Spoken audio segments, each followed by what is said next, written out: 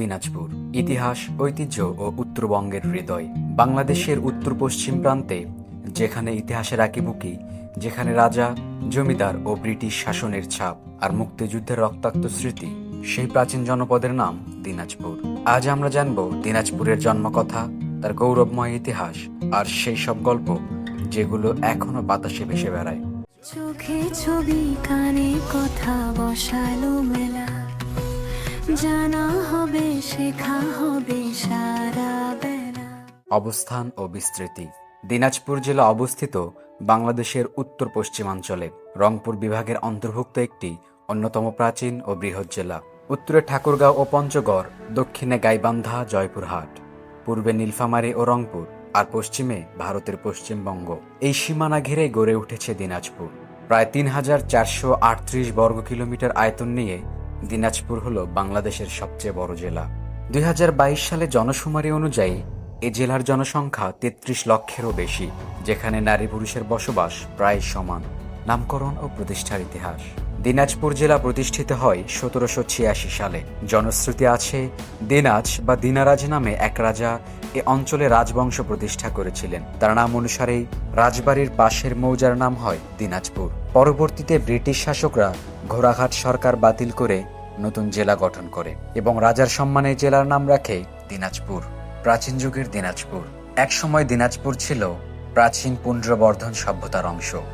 লখনৌতির রাজধানী দেবকোটের অবস্থান ছিল দিনাজপুর সদর থেকে মাত্র ১১ মাইল দক্ষিণে। ঘোড়াঘাট উপজেলার সুর মসজিদের পাশে পাওয়া গেছে গুপ্ত যুগের শিলালিপি, যা প্রমাণ করে এ অঞ্চলের ইতিহাস হাজার বছরেরও বেশি পুরনো। ব্রিটিশ শাসন ও প্রশাসনিক পরিবর্তন। ১৭৬৫ সালে দেয়ানি লাভের পর দিনাজপুর চলে যায় ব্রিটিশ ইস্ট ইন্ডিয়া কোম্পানির নিয়ন্ত্রণে। ১৭৭২ সালে নিয়োগ দেওয়া হয় প্রথম ইংরেজ কালেক্টর। ১৭৮৬ সালে গঠিত হয় ব্রিটিশ প্রশাসনিক কাঠামো এবং দিনাজপুর হয়ে ওঠে অবিভক্ত বাংলার সবচেয়ে বড় জেলা। একসময় বগুড়া, মালদা, রাজশাহী, রংপুর ও পূর্ণিয়ার বিশাল অংশ দিনাজপুরের অন্তর্ভুক্ত ছিল। ১৮৬৯ সালে প্রতিষ্ঠিত হয় দিনাজপুর পৌরসভা, যা ছিল বাংলার প্রথম দিককার পৌরসভাগুলোর একটি। তেভাগা আন্দোলনে দিনাজপুর। ১৯৪৬-৪৭ সালের ঐতিহাসিক তেভাগা আন্দোলনে দিনাজপুরের কৃষকরা স্বতঃস্ফূর্তভাবে অংশ নেয়। এই আন্দোলন দিনাজপুরকে পরিচিত করে একটি প্রতিবাদী ও সংগ্রামী জনপদ হিসেবে। মুক্তিযুদ্ধে দিনাজপুর। ১৯৭১ সালে মুক্তিযুদ্ধে দিনাজপুর ছিল ৬ ও ৭ নম্বর সেক্টরের অধীনে। ফুলবাড়ী, পার্বতীপুর, হিলি, বিরামপুর, নবাবগঞ্জ, বিরল প্রতিটি এলাকা রণাঙ্গনে পরিণত হয়। পাক বাহিনীর নির্মম গণহত্যায় শত শত নিরীহ মানুষ শহীদ হয়। লড়াইয়ে শহীদ হন শতাধিক বীর মুক্তিযোদ্ধা। মুক্তিযুদ্ধের পর দিনাজপুরে আবিষ্কৃত হয় ৪টি বধ্যভূমি ও ৭টি গণকবর। শহীদের স্মরণে নির্মিত হয়েছে ৫টি স্মৃতিসৌধ, যেগুলো আজও নীরবে ইতিহাসের সাক্ষ্য দেয়। প্রত্নতত্ত্ব ও ঐতিহ্য। দিনাজপুর জাদুঘর মহারাজাদের স্মৃতি বহনকারী বাংলাদেশের তৃতীয় বৃহত্তম প্রত্নতাত্ত্বিক সংগ্রহশালা।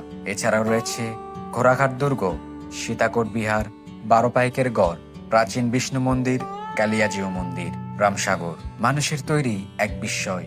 দিনাজপুরের তাজপুর গ্রামে অবস্থিত রামসাগর বাংলাদেশের সবচেয়ে বড় মানব সৃষ্ট দিঘি। এটি প্রায় ১০ মিটার গভীর। পলাশীর যুদ্ধের আগে ১ কিলোমিটারেরও বেশি দীর্ঘ এই বিশাল দিঘি খনন করেছিলেন রাজা রামনাথ। কালের সাক্ষী হয়ে রামসাগর এখনো দিনাজপুরের গর্ব। দর্শনীয় স্থানসমূহ।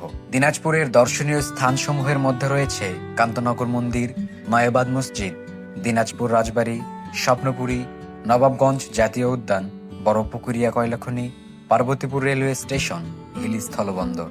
প্রতিটি স্থান দিনাজপুরকে করে তুলেছে ইতিহাস ও সৌন্দর্যের মিলনভূমি। রাজাদের শাসন, ব্রিটিশদের দমন, কৃষকের আন্দোলন আর মুক্তিযুদ্ধের আত্মত্যাগ সব মিলিয়ে দিনাজপুর। এ জেলা শেখায় সময় বদলায়, মানচিত্র বদলায়, কিন্তু ইতিহাস কখনো মুছে যায় না।